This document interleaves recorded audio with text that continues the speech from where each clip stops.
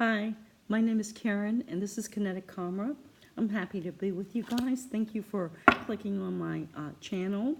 Please click like, subscribe, and share the videos. And please give me information or leave information about what you think about this video, if you like it, if you don't, what you didn't like. But please have it be constructive feedback. I don't mind criticism, but if you could put it in a constructive way, I would really appreciate it. Just so you know that I am an empath, and I will at times do the readings and use language such as I, and that means that I'm taking on the collective of the group that I'm reading for, not meaning I personally. And that the readings are fluid, meaning that gender and astrological signs and the such can shift and switch. So take it how it resonates with you. If something doesn't resonate, just leave it. Don't worry about it. It's not for you. Okay? So let's get on with this reading. This reading is going to be about death and rebirth. And I'm using the the medicine cards, and I pulled that initially for that, and then I have Carolyn Miss, her archetype cards, and I pulled I pulled guide for the archetype that we're dealing with. And for angel blessings, cards of sacred guidance and inspiration, I pulled Ezekiel. And the underlying thing is prayer. And I'm going to read to you out of each of those gods about what the author had in mind about what they represented. But for now, what I want to do is I want to ask the first question for each of these three topics. It's going to be the same question. And so the first question is, where am I in the process of the death and rebirth process? Where are my listeners? And we have the Seven of Pentacles.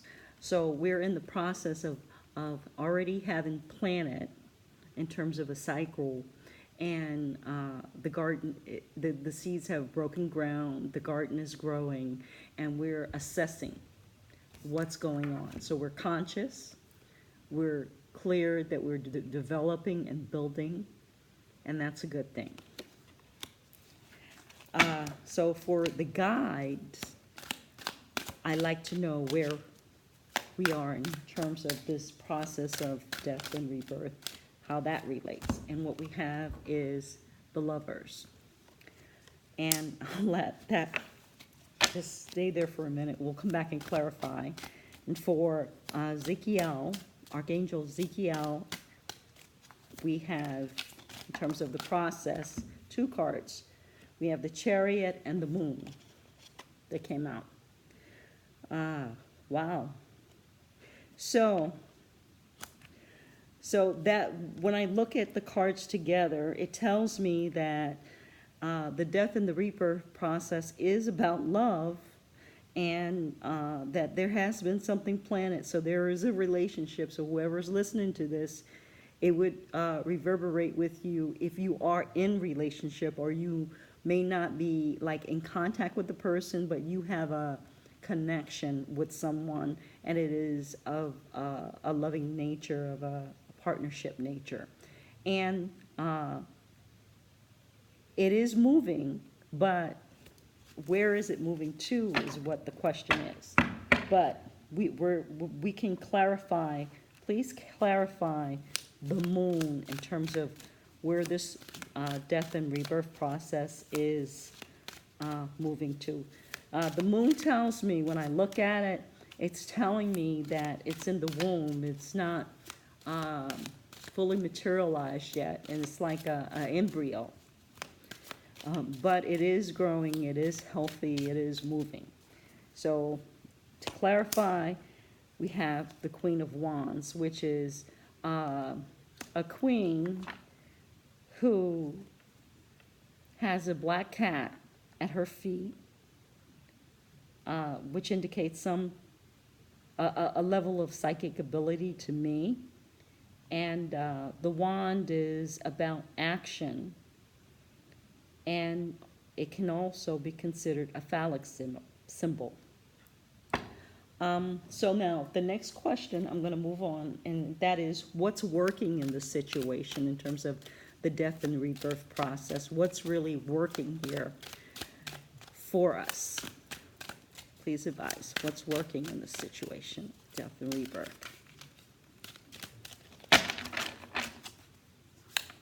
Spirit, please advise what's working.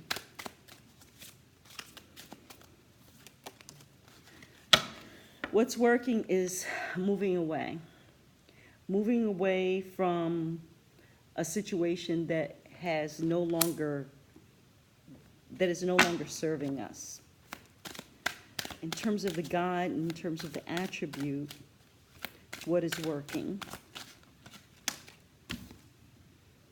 The Three of Pentacles, creating partnership with a lover is working. So we're moving away, it appears, from something that we had planted and on to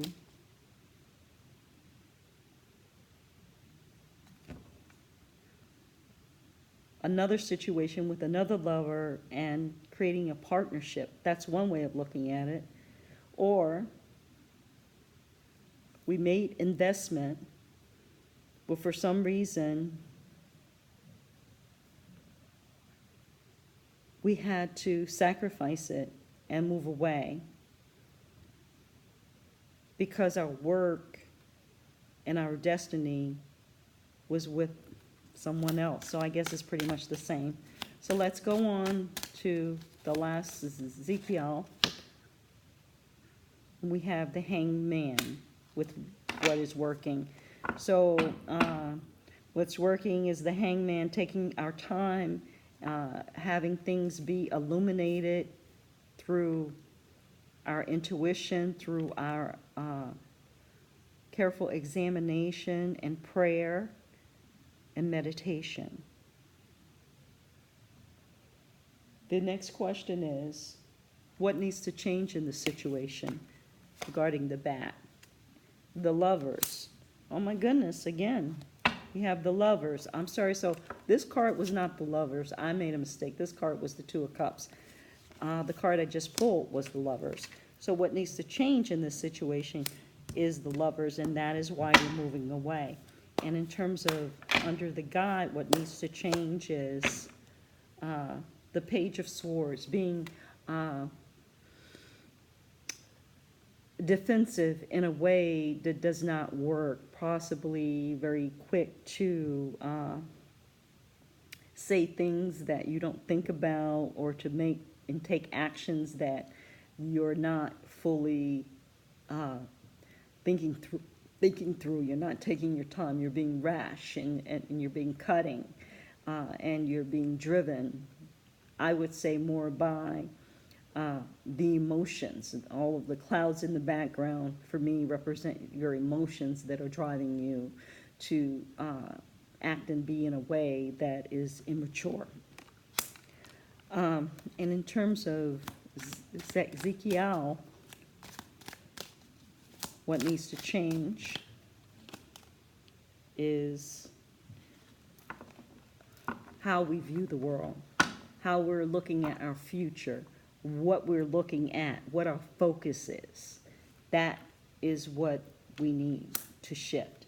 Okay, and so now the question is, what is the best possible outcome given all of this situation? Please give us advice on what the best possible outcome is. And I don't think that I'm going to use this deck. I'm going to go to the Psychic Tarot. So the best possible outcome under that is emotional withdrawal, but it's reversed.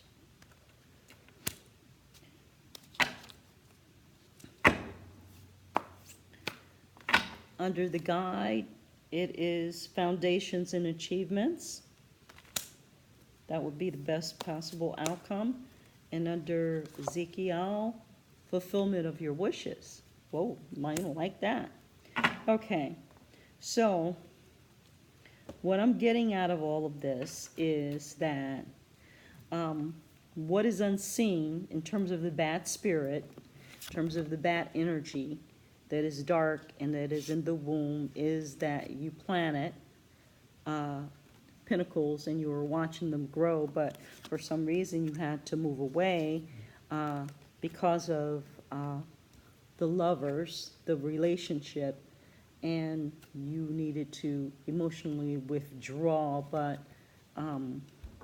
you needed to express yourself. You were emotionally withdrawn in this relationship, and you needed to express yourself and leave the situation for your best interests. And in terms of the guide, which represents the nature of the divine in life and in yourself, that's the positive attribute.